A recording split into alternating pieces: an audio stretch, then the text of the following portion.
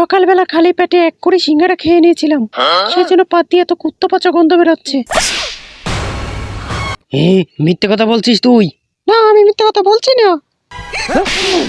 শালি তুই এক সপ্তাহ ধরে হাগিস নি, সেই জন্য তোর পাত দিয়ে তো কুত্তো পচা গন্ধ বেরোচ্ছে।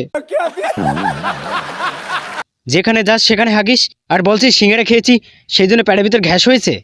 ফেসবুক ইনস্টাগ্রামে রিলস ভাইরাল করে তবে তোকে ছাড়বো শালি। এখান থেকে তাড়াতাড়ি আমাকে নিয়ে চল ভাই, এই কুত্তো পচা পাদের গন্ধ আমি আর সহ্য করতে পারছি না।